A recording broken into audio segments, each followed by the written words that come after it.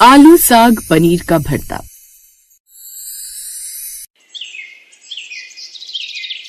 रुद्रपुर नाम के एक छोटे से कस्बे की गलियों में बसा था यादव परिवार। घर बड़ा था और परिवार भी। गंगा देवी के 2 बेटे और 2 बहुएं थी। एक शाम उस घर की रसोई में घर की बड़ी बहू सुनैना ने तय किया कि रात के खाने में आलू साग पनीर का भरता बनेगा। तभी छोटी बहू राधिका ने अपनी जेठानी को टोकते हुए कहा, दीदी आज आलू साग पनीर का भरता। आप जानती हैं ना, पिताजी तो ऐसी चटपटी चीजें पसंद ही नहीं करते, उन्हें हल्की सब्जी चाहिए। सुनैना मुस्कुराते हुए बोली, अरे भरता हल्का ही होता है राधिका, पालक और साग में तो सेहत है, पनीर से ताकत और आलू से स्वाद। मुझे तो लगता है सब खुश हो जाएंगे, अब तो भरता ही बनेगा। हाय, मुझे मेरे बचपन की याद सता जाती है सुन के। ये सुनते ही राधिका की आंखों में हल्की चिंगारी चमकी। मतलब आप अपने मन की ही बनाएंगी, चाहे किसी को अच्छा लगे या ना लगे।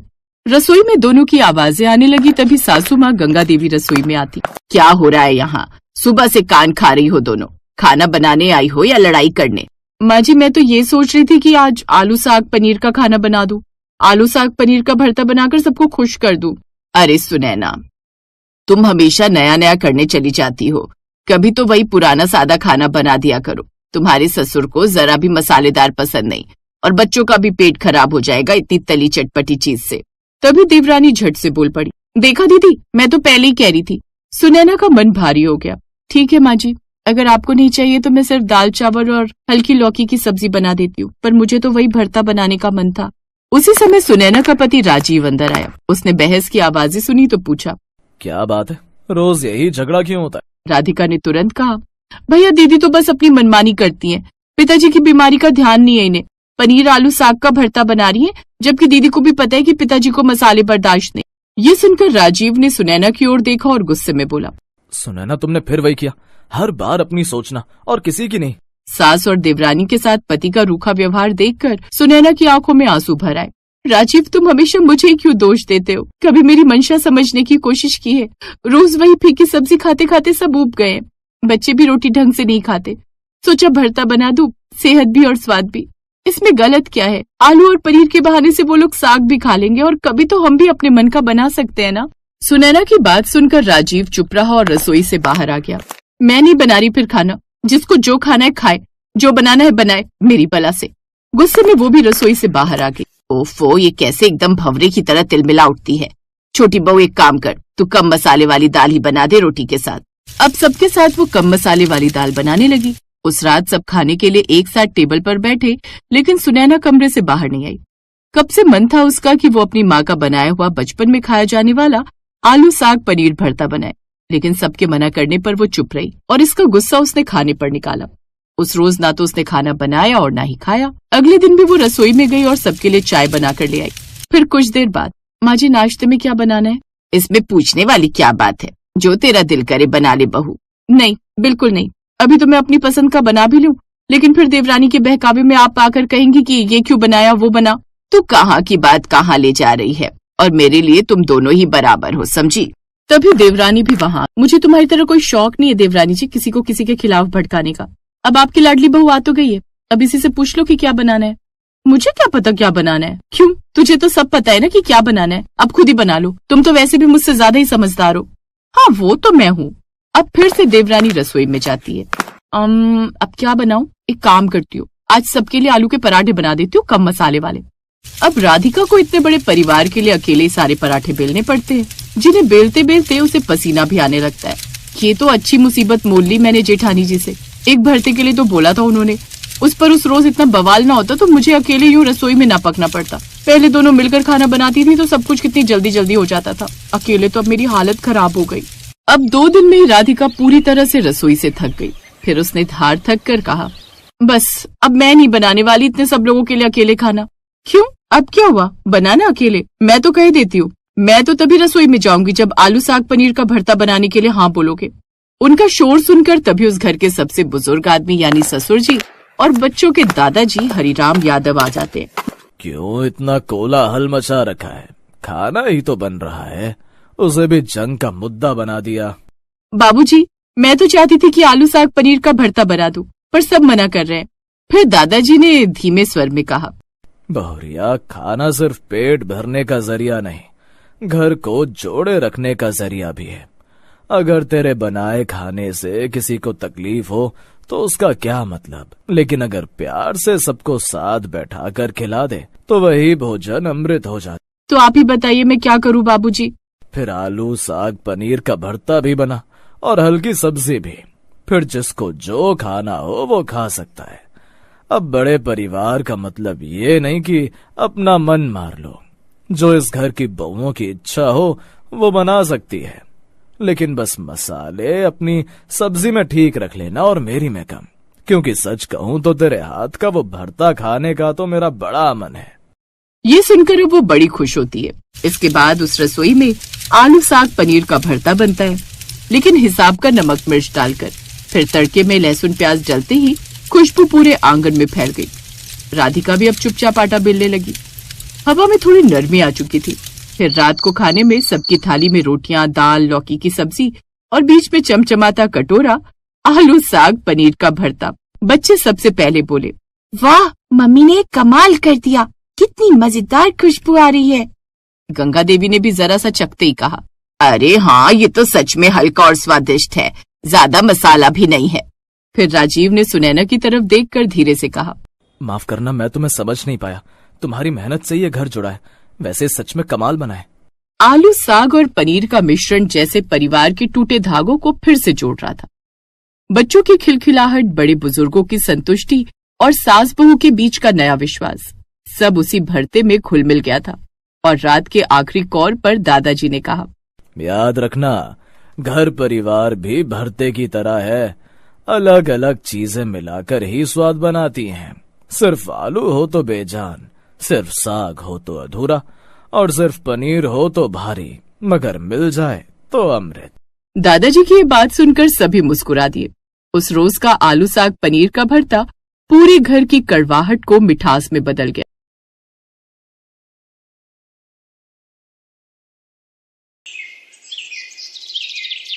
पूजा की शादी के लिए उसके घर वाले लड़का देख रहे थे। इसी वजह से उसकी मम्मी उसे रसोई में कोई न कोई खाने की चीज बनाना सिखा रही थी।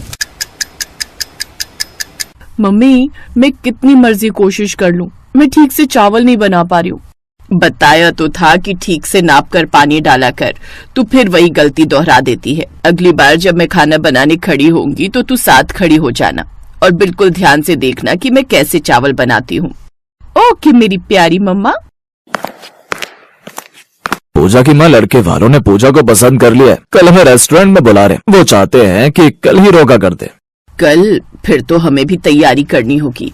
चावल की बात बीच में ही रह गई और पूजा की शादी की तैयारियां शुरू हो गई। खूब धूमधाम से पूजा की शादी हुई। शादी के बाद पूजा अपने ससुराल पहुंची। पूजा ने सबके लिए हलवा बनाया और सबने हलवे की बहुत तारीफ की। बहुत स्वादिष्ट हलवा बनाया है, सचमुच बढ़िया घी डालकर भुना हुआ हलवा है। हलवा बिल्कुल सही चीनी डालकर बनाया है, मीठा भी एकदम बढ़िया डाला है। हलवा अच्छा बनाया है पूजा, वैसे मैं भी ऐसे ही बनाती हूँ। बाकी चीजें तो अभी तुम्हारे हाथ की किसी ने खाई नहीं है, तो वो तो बाद में पता चलेगा कि तुम बाकी खाना कैसा बनाती हो। अच्छा ही बनाती होगी बहू, जैसे तुम बढ़िया खाना बनाती हो। मुझे हलवा खाकर यकीन हो गया है कि पूजा बहू भी खाना बनाने में माहिर होगी। सास की बात सुनकर पूजा थोड़ी टेंशन में आ गई, क्योंकि वो जानती थी कि वो सब कुछ अच्छा बना सकती है, पर चावल बनाने के लिए अगर किसी ने कहा तो कहीं चावल खराब ना बन जाए। अगले कुछ दिन तक तो पूजा ने खाना नहीं बनाया, पर धीरे धीरे जब पूजा रसोई में खाना बनाने लगी तो ऐसे ही एक दिन, पूजा मैंने राजमा बना दिया, तुम चावल बना लो। चावल? हाँ चावल, जीरे वाले। क्यों, क्या हुआ, नहीं बना सकती क्या? नहीं नहीं ऐसी बात नहीं है भाभी, बना दूंगी, बना लेती हूँ। पर उसे यही चिंता थी कि उसके चावल खराब ना हो जाए। काफी देर तक पूजा सोच में डूबी रही। अचानक कुछ मेहमान मिलने के लिए आ जाते हैं। क्या बात है पूजा, तुमने अभी तक चावल नहीं बनाए? तुम्हें पता है ना मामा जी मामी जी वगैरह सब खाने के समय आए तो राजमा बने हुए हैं। तुम्हें एक चावल बनाने के लिए बोले, तुमने अभी तक वो भी गैस पर नहीं चढ़ाए। भाभी वो चावल भिगोए थे, बस बना ही रही हूँ। अब पूजा के पास चावल बनाने के सिवा और कोई चारा नहीं था, क्योंकि पहले ही अलका उसे 2 बार टोक चुकी थी। पूजा ने चावल बनाना शुरू किया। बीच बीच में उसकी जेठानी उसे देख रही थी। पूजा ऐसे काम नहीं चलेगा। देखो मैं इतने काम एक साथ कर लेती हूँ और एक तुम हो जो एक काम करने में घंटों लगा देती हो। अब जल्दी से चावल बना लो, मेहमानों के लिए खाना लगाना है। अलका बार बार उसे चावल के लिए बोलने आ रही थी, पर हर बार की तरह इस बार भी पूजा के चावल पूरी तरह से चिपक कर घुट गए थे।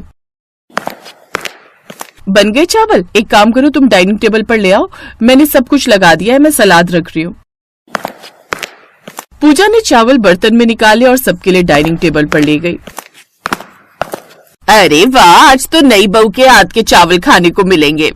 पूजा बहू, हमें पूरा यकीन है कि तुमने बढ़िया चावल बनाए होंगे। लाओ भाई, राजमा भी दो और चावल भी। पूजा चावल के बर्तन से ढक्कन हटाती है तो सब लोग जब चावल की तरफ देखते हैं तो हक्के बक्के रह जाते हैं। ये क्या है पूजा, तुमने तो चावल की जगह चावल का भरता बना दिया। ये कैसे घुटे हुए चिपके चावल बनाए? मुझे नहीं पता था कि तुम चावल नहीं चावल का भरता बनाओगी। सॉरी, ये सच है, मुझे चावल बनाने नहीं आते। कोई बात नहीं बहू, हम ऐसे ही मिक्स करके खा लेंगे। लाओ दे दो। मामी जी मैं दूसरे चावल बना लाती हूँ। अलका बहू, जाकर रोटी सेक लो। सॉरी मामा जी, सॉरी मामी जी। कोई बात नहीं बेटा, बार बार सॉरी मत बोलो, कभी कभी कुछ चीजें नहीं बनानी आती। देखो तो, हमने तो खा भी लिए। पूजा, अलका से रोटी ले आओ, उसने बना ली होगी। कुछ देर बाद जब मामा मामी चले गए तब अलका ने तूफान खड़ा कर दिया। आपको पता है देवर जी, पूजा ने दोपहर में चावल का भरता बना दिया था। इतनी शर्म आ रही थी मामा जी मामी जी के सामने। बताओ तो वो क्या सोच रहे होंगे कि छोटी बहू को चावल बनाने नहीं आते। पूजा की जेठानी इतना शोर मचाकर उसका अपमान कर रही थी कि पूजा की आंखों में आंसू आ गए। बस भी करो अलका, कितना सुनाओगी? अरे नहीं आते तो क्या हुआ, मैं बनाने सिखा दूंगी बहू को चावल। पूजा बहू, चिंता मत करो, आज जो गलती तुमसे हुई है उसके लिए पछतावा करने की कोई जरूरत नहीं। कुछ चीजें ऐसी होती हैं जो हम ठीक से बना ही नहीं पाते। अब मुझे ही देख लो, मैं जब भी आटा गूंथती हूँ तो मेरे से आटा ढीला हो जाता है, मैं आटा सख्त गूंथ ही नहीं पाती। अलका बहू, तुम भी तो कई बार जब कढ़ी बनाती हो तो कभी तो बहुत अच्छी बन जाती है, कभी बिल्कुल नहीं बनती। तो क्या इसमें तुम अपने लिए ढिंडोरा पीटती हो कि तुमसे चीज अच्छी नहीं बनी? और रही बात इन चावलों की, हम इन चावल का भरता ही बनाएंगे, एक नई रेसिपी। चलो पूजा बहू, रसोई में चलते हैं। तुम मुझे प्याज, टमाटर, हरी मिर्च, लहसुन, अदरक सब कुछ काट कर दो, मैं इन चावल का भरता बनाऊंगी। और कल से मेरी ड्यूटी शुरू होगी तुम्हें चावल बनाना सिखाने की। अपनी सास की बात सुनकर पूजा के चेहरे पर सुकून की मुस्कान आ जाती है। पूजा की सास चावल का भरता बनाती है क्योंकि वो जानती थी कि पूजा ने भले ही चावल घुटे हुए बनाए हैं पर दिल से बनाए हैं, इसलिए वो पूजा के बनाए हुए चावलों का मान रखती है और सबको चावल का भरता बहुत ही टेस्टी लगता है। वाह प्रकाश की माँ, तूने तो नया ही तरीका अपनाया चावल से भरता बनाने का। बड़े स्वाद लग रहे हैं तुम। पूजा बहू, एक काम करो, तुम चावल बनाना सीखना छोड़ ही दो। तुम ऐसे ही चावल बनाया करो, तुम्हारी सास इनका भरता बना दिया करेगी। क्यों भाई? नहीं नहीं, चावल भी सीखेगी हमारी बहू। ये अलग बात है कि कभी कभी ये भी ट्राई किया करेंगे, पर बहू को मैं ऐसे चावल बनाना सिखाऊंगी कि चावल का एक एक दाना अलग होगा। अगर चावल खिले खिले बनाने हैं तो सबसे पहले उन्हें बनाने का तरीका सिखाऊंगी। कुकर में कैसे बनाने हैं, खुले में कैसे बनाने हैं, सब तरीके अलग अलग होते हैं। कितने चावल, कितना पानी, हर किसी का अपना हिसाब होता है, पर चावल ऐसे बने होने चाहिए कि बर्तन से एक दाना भी ना चिपके। वही सबसे बढ़िया चावल बनने की पहचान होती है। थैंक यू माँ जी, आपकी जैसी सास पाकर सचमुच मैं बहुत खुश हूँ। सॉरी पूजा, कल मैंने कुछ ज्यादा ही बोल दिया था, पर मैं भी तुम्हारी अच्छी वाली जेठानी हूँ। मुझे पता है भाभी, आप भी बहुत अच्छे हो और यहाँ पर सब बहुत अच्छे हैं। सब मुझे समझते हैं और बहुत प्यार देते हैं। पूजा की सास उसे चावल बनाने का सही तरीका बताती है। कुछ दिनों बाद पूजा बहुत अच्छे बढ़िया खिले खिले चावल बनाना सीख जाती है, पर कभी कभी उसके ससुराल में अब चावल का भरता भी बनने लगा, क्योंकि कहीं न कहीं पूजा के हाथ के बने चिपके चावल एक नई पसंदीदा डिश बन गए थे।